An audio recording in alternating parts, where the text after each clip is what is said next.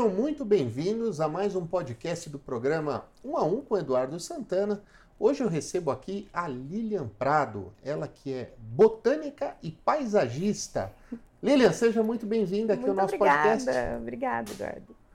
Lilian, você é botânica, né? Na verdade, você é bióloga e paisagista e tudo mais. Eu queria que você falasse um pouquinho do seu trabalho, porque você faz um trabalho um pouco diferenciado, né? Sim, é um trabalho, é um paisagismo que não é o paisagismo convencional, o paisagismo estético.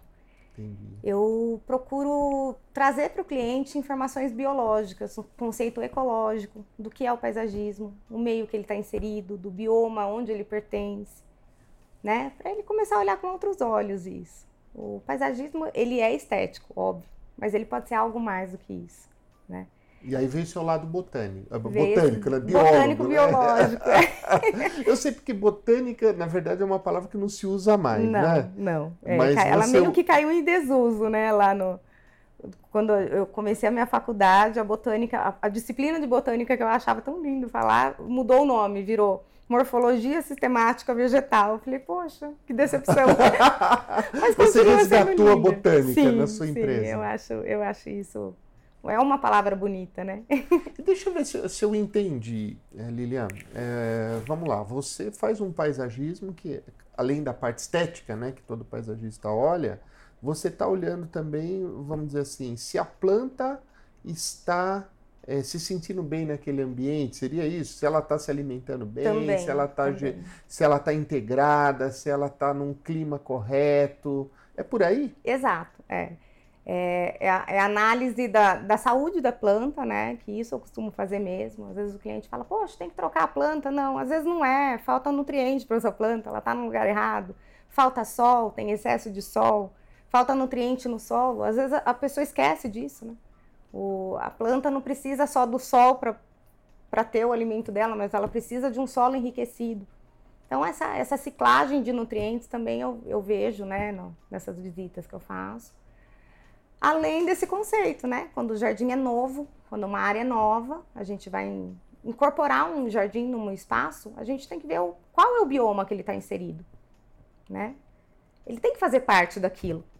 Quais são os agentes polinizadores que vão frequentar aquele jardim que você está colocando ali? Para você abrir todos os dias a sua janela e estar de frente com ele, né? Você vai ter pássaros, insetos, répteis, você tem que saber onde você está inserido, se é o cerrado, se é fragmento de Mata Atlântica. Às vezes o cliente chega e fala para mim, eu queria um jardim desértico. Poxa, um jardim desértico, você está de frente com um fragmento de Mata Atlântica, olha a biodiversidade que você tem, né? Eu tento explorar um pouquinho o meu conhecimento e apresentar para o cliente, para que ele veja isso de uma outra forma, né? E é muito rico os recursos que a gente tem no Brasil, né? A biodiversidade que a gente tem e tudo mais. Como é que você usa isso dentro do seu trabalho? Eu tento apresentar para o cliente sempre os benefícios da gente utilizar as plantas da nossa região, né? Que você diminui a utilização de recursos hídricos.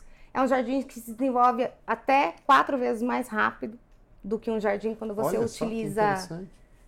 utilizar plantas exóticas. O exótico dentro da botânica a gente usa para plantas que não são nativas. As pessoas acham que é o exótico que é diferente. Não, é o que não é nativo, né? É essa nomenclatura que recebe na botânica. Uma mangueira, por exemplo, é uma exótica. Não, ela é uma nativa. Nossa. Mangueira? É. Eu achava que mangueira era indiana. Ela tem a origem indiana, mas ela foi extremamente adaptada ao nosso país. Pelo clima que foi compatível, né?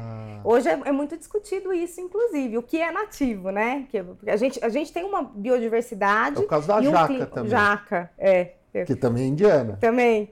O café mesmo, né? O café, somos produtores de café. Veio lá do café, acho que é... Arábia, né? Para aqueles lados. Então, assim... a gente tentar trabalhar essa biodiversidade que a gente tem a nosso favor, né?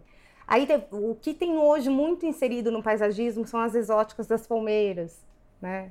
Entendi. Vamos falar um pouquinho de palmeiras, né? Vamos trocar para palmeira nacional, né? Palmiteira Jussara, açaí, A gente tem várias espécies de açaí. São lindas, são né? lindas, são lindas. A macaúba. Né? Às vezes você não tem o que eu costumo falar, o cliente fala, mas é uma palmeira tão fininha, queria alguma coisa de mais volume. A gente pode trabalhar isso em renque, né? As palmeiras trabalhadas em renque, elas dão um efeito totalmente diferente. O que é um renque? Desculpa renque são várias coceira, palmeiras plantadas juntas, formando um maciço, um denso. Entendi. Né? E isso dentro do paisagismo é muito utilizado. Acho que eu já vi aquela areca. É areca bambu. Que aí ela dá, normalmente ela dá um maciço. Isso daí é da espécie. Isso aquilo é um renque, então? Isso, é um renque. Legal. já tô aprendendo. Mas aqui, né? esse subbrotamento é da própria espécie, né, que ocorre. Tá. Algumas espécies a gente pode fazer o plantio dessa maneira, né? Toda próxima, ela é unitária e a gente trabalha ela numa mesma área, numa área bem próxima, ela faz um efeito de renque. Entendi. Né? Que legal. Esse conceito vem sendo explorado dentro do paisagismo. Nos 3 últimos anos do Congresso Nacional de Biologia, vem sendo explorado o ecopaisagismo. Incorporando esse conhecimento biológico dentro dos próprios agrônomos, que eles trazem esses conhecimentos para a gente, né, de engenharia florestal, apresentando isso para construtoras, para arquitetos mesmo, para trabalhar o paisagismo com outro olhar. E hoje, né, Lilian, essa questão de ecologia, né, é uma questão que está muito, é um tema que está muito em voga, né? E por que não utilizar isso também no paisagismo, né? Porque, claro, o ambiente construído é uma intervenção humana. Você vai lá, você vai construir uma casa, vai construir uma empresa, vai construir uma indústria, né? Você vai ter que interferir no meio ambiente, né? Sim. Então, agora, de alguma forma, se a gente puder mitigar esse efeito, principalmente para as grandes empresas, né? E pegando um pouquinho aqui a nossa pegada aqui, grandes empresas ou empresas, né? Se a gente puder, de alguma forma, colocar aquela indústria, ou aquele comércio, ou o que seja, né? Inserido no contexto, acaba ficando rico, né? Sim, sim. Alguns condomínios já vêm trabalhando esse conceito, né? Inclusive condomínio residencial, que é a parte não só do plantio, mas da captação de água, da drenagem da água para utilização da irrigação do jardim do próprio condomínio. Isso já vem sendo trabalhado, né? Tem alguns condomínios que falam em plantação só de frutíferas, nativas mesmo do Brasil, né? Então, vem crescendo, eu acho que isso com o tempo. Eu percebi isso nesses 9 anos que eu estou trabalhando aí nessa área. Comecei com o Jardim de Pequenos Espaços, né? Jardim para Pequenos Espaços. Depois eu fui ampliando aí algumas coisas, fui estudando de forma aleatória alguns outros conteúdos. Eu tô me deparando assim com uma sintonia diferente de construtoras, de filosofia, de engenheiros mesmo. E fala, poxa, isso é legal. Tá mudando a cultura, né? O conceito é bonito, até porque é um conceito que você vem de uma forma mais rica, sabe? Um empreendimento, né? Você tem um conceito ecológico junto com aquilo e o cliente compra um pouco isso. Eu acho que isso é muito importante. Eu queria, antes de ir para Jardins e Pequenos Espaços, que eu acho que é outro tema que eu queria depois... no bom sentido aqui, explorar junto com você, que eu acredito que é interessante para o nosso ouvinte, né? Os micro e pequenos empresários, empreendedores, profissionais liberais, mas eu acho que essa questão dos empreendimentos é interessante, até porque muitos empresários que estão nos ouvindo empreendem, Sim. Né? E quando a gente está falando de um parcelamento de solo, um loteamento, né? Muitas vezes a gente vai precisar ter algum tipo de compensação ambiental. Então, teve uma supressão de alguns indivíduos lá, arbóreos e tal, você vai precisar fazer compensação. Né? E claro que existe a legislação, que no estado de São Paulo é bastante exigente, e essa legislação, ela acaba que você tem que reflorestar áreas. Né? Agora, claro que a própria legislação ela já exige que se utilize espécimes nativas, né? Sim. O que pode ser melhorado nesse processo para que realmente a gente possa ter algo ainda mais integrado, ainda e que possa gerar valor, que você usou a palavra-chave aí, né? Gerar valor para quem for habitar ou utilizar aquela área posteriormente. Isso para onde está se instituindo a construção, ou para onde está indo o Sim, no plantio? parcelamento de solo, na recuperação de ambiente degradado e tudo mais, né? Você acaba tendo que fazer reflorestar e tudo mais, recompor, né? A parcela de algumas coisas, quando você gera esse impacto ambiental, vamos falar assim, né? Sim, é forte sim. falar, mas Impacto. Você tem que reflorestar isso em determinada área que é apontada pelo próprio governo, né? Vamos falar prefeitura, subprefeitura. Então você tem que fazer esse plantio, parcialmente, às vezes, dentro do próprio condomínio ou fora, né? Dentro do próprio condomínio, a gente tenta sempre instruir, fazer com você recompor aquela área com vegetação que era dali mesmo, por N fatores, né? Ciclagem de nutriente do solo já está ali, o pH muito, muito mais próximo para uma adaptação de uma planta, né? A biodiversidade, não, você não pode deixar de lado, e isso envolve, quando a gente fala de biodiversidade, não é só vegetal, é de todos os agentes polinizadores que isso está envolvido, né? Nessa região. Então é mais fácil. Você traz uma riqueza. Em alguns casos até mamíferos e tal, porque dependendo, tem loteamentos que são grandes loteamentos e tudo mais, e tem fauna, né? Sim. Tem sem fauna dúvida. expressiva, né? Sim. Alguns lugares já trabalham até, alguns condomínios na região aqui, trabalham até com os corredores, chamados corredores ecológicos, né? Que é para você facilitar essa integração dos animais, da nossa avifauna, com essas áreas que a gente acabou degradando de alguma forma, né? Para instituir uma construção, um condomínio ali. Qualquer intervenção necessária, né? Muitas vezes necessária, né? E isso ao longo do tempo, se você trabalha uma área dessa, é claro que a gente não pode pensar nisso a curto prazo, né? A gente tem que pensar numa área dessa, quando você institui, daqui 6 anos, 7, 10 anos, né?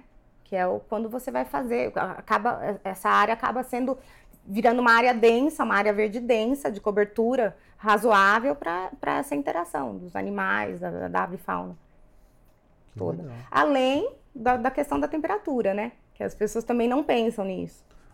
Existem casos que você diminui a temperatura em até 5, 6 graus. Quando você tem Isso é fantástico. Então, olha aí, pessoal, eu vou pegar aqui da nossa especialista, né, a Lilian Prado, hoje, que está falando aqui para a gente sobre paisagismo e botânica, né, e um monte de coisa legal aqui. Essa questão da temperatura. Cada vez mais, a gente percebe o ambiente, a cidade quente, né? E a gente sabe que algumas espécies, sobretudo espécies nativas, a Sibipiruna, por exemplo, é um caso, né? É uma planta que tem folha muito pequena e tudo mais, que dá um sombreamento fantástico.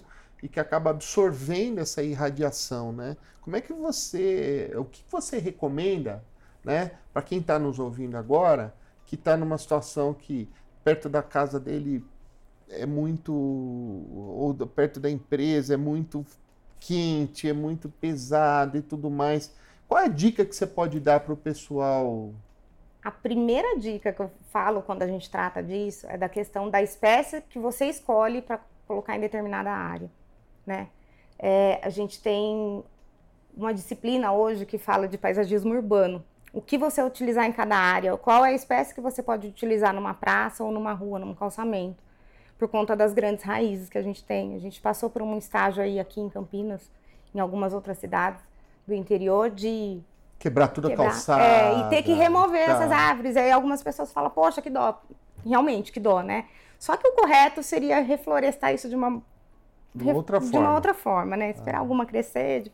Mas tem casos que tem que ser drástico mesmo. Tá correndo, a casa está correndo risco ali, o telhado, a moradia.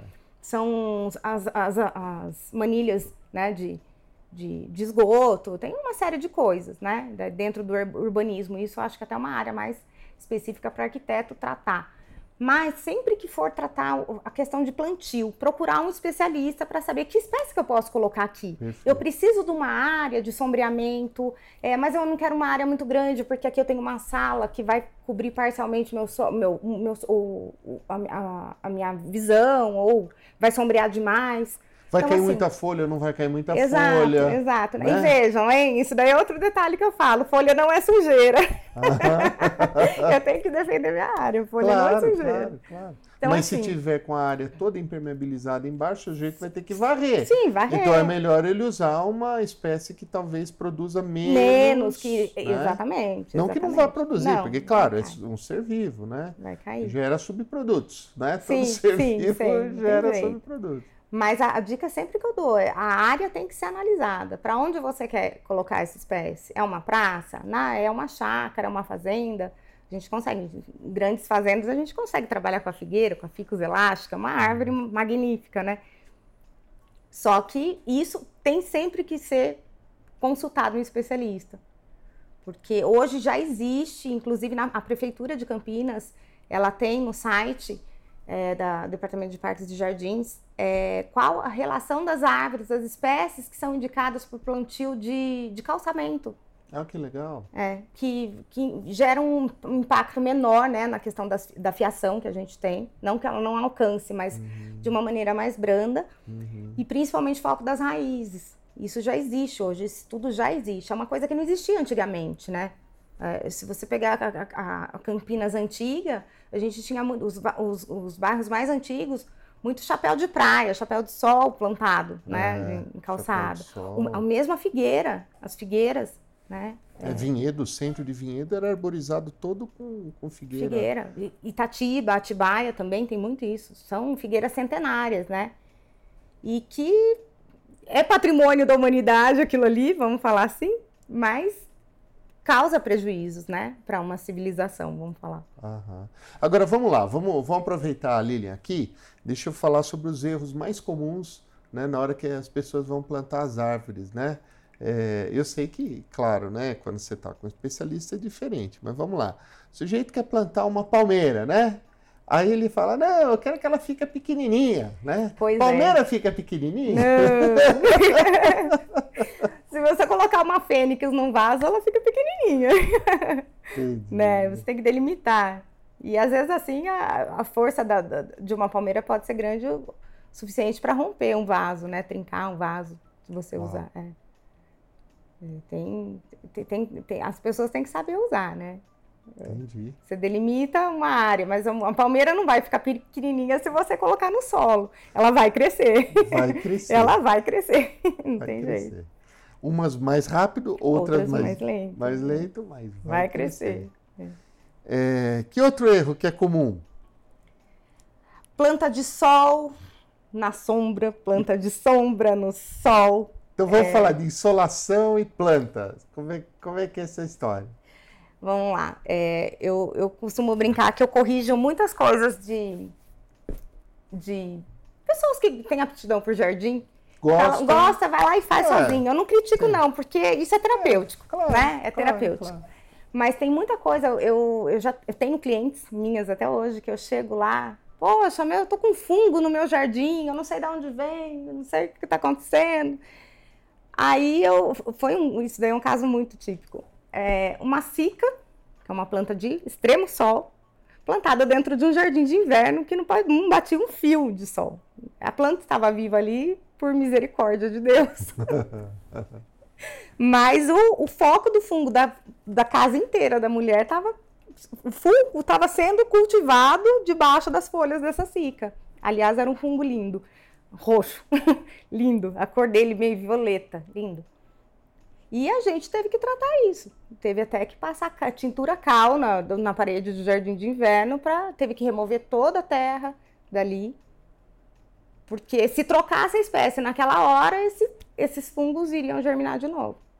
Se proliferar de novo.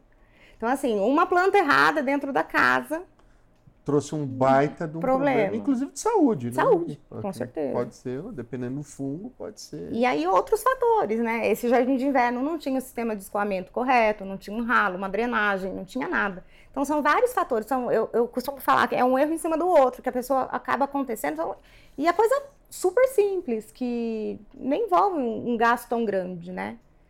Se você consulta alguém, um especialista ali da área, ele já vai te falar o que você pode fazer antes de você ter esse problema. Né? Assim, ó, aqui a gente precisa de um escoamento de água, aqui a gente precisa de uma tela, aqui precisa de um sistema de drenagem, aqui você não pode colocar essa planta. Já que a gente está falando disso, vamos falar um pouquinho de uma que eu sei que é uma das suas especialidades, que é trabalhar com pequenos jardins, né? Sim. Então, muitas vezes a gente tem lá a nossa empresa, a gente tem a entrada da empresa, ou na nossa casa, a gente quer fazer um jardim e tal, mas não tem um espaço muito grande. É possível fazer um jardim, Sim. um espaço ainda restrito? Sim. E é possível que esse jardim seja ecológico? Sim, é um desafiador. Fale mais sobre isso. Quando eu comecei a trabalhar com paisagismo há 9 anos atrás, foi o nicho meu que eu peguei, foi jardins para pequenos espaços. O que eu pretendia na época era quebrar esse conceito que a pessoa fala assim, só tem jardim quem mora em mansão. Só tem jardim quem tem espaço. Não, é mentira, gente. Mentira. Você consegue deixar uma área verdezinha se você tiver um trecho de 3 metros por 70 de largura. Você consegue criar um jardim ali. Não só verticalizando um jardim, né? Um jardim vertical, que é tão moda hoje. Mas você consegue criar áreas verdes nesses lugares. Você tem um espacinho de terra, você consegue. Você consegue hoje transformar sacadas de apartamento em jardim. Olha que legal. Isso é possível. Né? Com auxílio de outras coisas, além de planta, dormente de trem, a gente usa muito para criar áreas, até de plantio de grama, a gente consegue fazer isso. É porque é estético é também, estético, né? Exato. No final, o jardim é um elemento estético ali que está sendo usado, né? E eu comecei a explorar um pouquinho isso daí, quebrar esses conceitos. A pessoa pode ter planta sim, ela pode ter aquele espacinho aconchegante com planta dentro de apartamento, dentro de casa pequena, com área estreita de terra. Isso é possível, perfeitamente possível. Né? Eu comecei a ganhar espaço nisso, por quê? Lá atrás, as grandes empresas que trabalhavam com paisagismo não conseguiam pegar esses jardins pequenos, porque era quase que inviável para eles. Né? E acabou sendo por muito tempo o meu nicho isso de trabalho. Poxa, eu pedi para a pessoa vir orçar, ela não veio. É porque às vezes a pessoa nem tem logística. E tem outro detalhe. Essas pessoas, essas grandes empresas de paisagismo, costuma acontecer o seguinte, eles não têm a mão de obra delicada para ir lá lidar com esse tipo de coisa. Entende? É muito bruto, né? Para coisas grandes. Assim, exato. E corporativas e tudo mais. Exatamente. Né? Então, assim, você tem que selecionar, saber qual é o jardineiro que você vai mandar lá. Eu tenho casos assim. Eu tenho cliente que eu sei o que precisa ser feito ali, eu falo, não, esse daqui não dá, esse daqui dá, esse daqui já tem, esse jardineiro tem um perfil para poder trabalhar com coisa mais delicada, menos densa, vamos falar. Né? Vai exigir a atenção que precisa para o lugar. Né? E as grandes empresas naquela época não tinham isso. Né? Eles têm aquelas equipes monstruosas que vão, às vezes, até com maquinário pesado, né? E a logística deles para mandar uma equipe para fazer um jardim pequeno era inviável. Por isso que muitas vezes os clientes nem recebiam visita para orçamento. Então, isso foi nicho meu de trabalho por muito tempo. Agora, assim, dentro da biologia, né? Vamos dizer assim, até para você plantar um vaso, é importante que você tenha conceitos biológicos. Eu acho que sim, é importante sim. Um conhecimento básico, né? Não necessariamente de um biólogo, mas se for uma pessoa curiosa, um jardinista, né? Que é o que eu falo. São pessoas que têm afinidade com o jardim. Ok. Ela tem que saber, sim, o processo. Né? A questão do tamanho das raízes, o tamanho do vaso, sistema de drenagem. Exato. Nutriente, né? Porque a planta, principalmente, gente, planta de vaso, ela precisa de nutriente. Não adianta você plantar e deixar ela lá para sempre. Né? Você precisa ir lá colocar o nutriente, não é só a água. É mais ou menos que nem você ter um cachorro e não dar ração para ele. Exatamente. Então, assim, faz 5 anos que eu tenho... Cachorro late, né? Mas a planta não, ela só vai secar. Exato. Lilian, faz 5 anos que eu tenho minha árvore da felicidade lá em casa, mas eu não sei o que está acontecendo. Nossa, Ela tá triste. Ela tá morrendo. 5 anos, você faz alguma coisa? Não, eu ponho água. Não, gente, precisa. Ela não tem para onde expandir a raiz ali. Ela não tem onde buscar o nutriente. Então, você precisa oferecer esse nutriente para ela, entendeu? E é muito legal que eu acabo fazendo isso de uma forma muito didática, né? E é legal, porque você acaba ensinando sobre a sua especialidade, né? Sim, e as pessoas querem aprender. Sim, Hoje estamos na era do conteúdo. E no fim, eu acho que é isso que eu gosto mais, que quando eu não consigo falar, é assim, eu vou lá, faço o trabalho, é assim porque é assim. Eu tento inserir esse conteúdo na vida da pessoa, entendeu? Entendi. Eu acho que se uma pessoa que parar para me ouvir e acompanhar o processo de montagem de um vaso, de repente ela nem é mais cliente minha, porque ela vai aprender aquilo ali. E ela vai ser uma replicadora desse conhecimento, e não tem nada de mal nisso. Claro. Né? Eu acho que é bem isso mesmo. O conhecimento está aí para a gente passar, né? É isso aí. Eu me lembro da minha mãe. Minha mãe era apaixonada por jardins, vasos e não sei o quê. E desde criança ela tinha lá os vasos dela, e de vez em quando ela abria tudo e replantava e punha não sei o quê e tal. É mó barato. Sim. E ao mesmo tempo era, né, a terapêutico. alegria dela. É terapêutico. Imagina as orquídeas dela, as coisas, né? E é super legal. Eu e a minha esposa, a gente tem várias orquídeas lá que a gente curte. Orquidários. Né? A gente não deixa orquidária, a gente planta embaixo da árvore mesmo. O ambiente natural dela, olha. Perfeito. Mas tá lá, deixa os vasinhos, algumas em vaso, algumas no tronco, mas a gente deixa por lá. É um barato. Mas e aí? Então, é possível, em pequenos espaços, ter sim uma área verde, uma área saudável, que seja estética também. Eu acredito que tem aí uma questão de você, quando você tem um verdinho, né, numa empresa, por exemplo, nem que seja um espaço pequeno, mas bem cuidado e tudo mais, é até um fator de motivação para quem está ali, né? Aquele meio ambiente, né? Sim. O colaborador, ele acaba produzindo mais, também tem uma questão... Qualidade de vida. Exato. É qualidade de E vida. hoje a gente fica mais tempo nas empresas do que em casa, muitas vezes. Com certeza. Aí em casa o cara tem um jardinzão lindo e tal, não sei o quê. E na empresa? Exato. O lugar é a área de descanso do funcionário. O seu funcionário vai trabalhar de outro jeito se ele estiver inserido no meio desse. Eu tenho certeza disso. Né? Do que você deixar um canto lá todo feio para ele fazer a área de descanso dele. Pois é. É um ponto de fuga para os olhos, eu falo. Eu tenho esse olhar diferente para a natureza, né?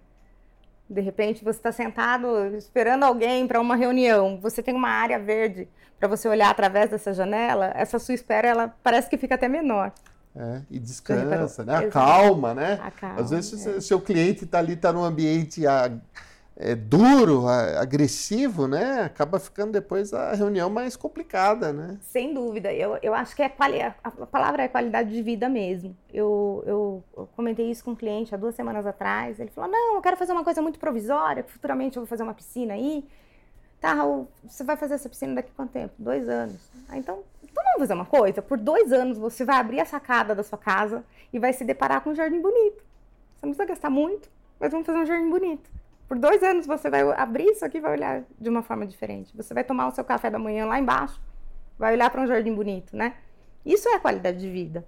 Eu acredito. Com certeza. Né? Faz você começar o dia diferente, faz sim um funcionário de um lugar que está na área de descanso ter um momento de meditação ali, né? E voltar com outro ânimo. E às vezes dá para pôr uma quedinha d'água, dá para pôr, a entendeu? gente consegue explorar alguma muita coisa assim que, né? Dá para pôr até um peixinho, uma coisa assim.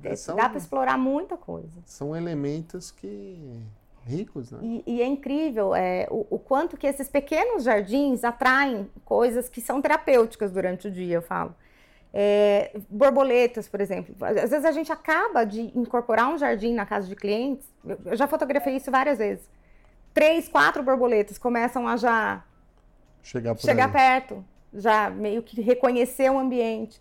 Isso é fantástico. Imagina, isso é uma qualidade de vida, né? Numa área de descanso, numa área de trabalho. que você tenha um verde, que você consiga atrair a natureza para perto de você, eu acho que isso é qualidade de vida. Não, é indiscutível. Com certeza. E é muito legal, né? Ao mesmo tempo, a gente poder estar num ambiente saudável, né? Sim. Muito bom, minha querida. Agora, o que você quer deixar assim como mensagem para quem está nos ouvindo, né? Que está pensando aí em fazer seu jardim, está pensando em mexer alguma coisa na sua empresa ou na sua casa. O que você acha qual é a dica sua para as pessoas não errarem? Além de, evidentemente, contratar um bom profissional. Para não errar, eu acho que o errado é não fazer uma área verde em casa, de Boa. verdade. Você explorar qualquer pedacinho dessa casa ou do seu apartamento com uma área aconchegante de natureza. Eu acho que isso é alimento para a alma. E eu sou muito isso, né? Eu trabalho com a alma. E eu tento levar isso sempre para o cliente. A sua sala fica mais bonita com uma planta, você pode ter certeza disso. Uma planta natural, por favor, gente, não de plástico, tá?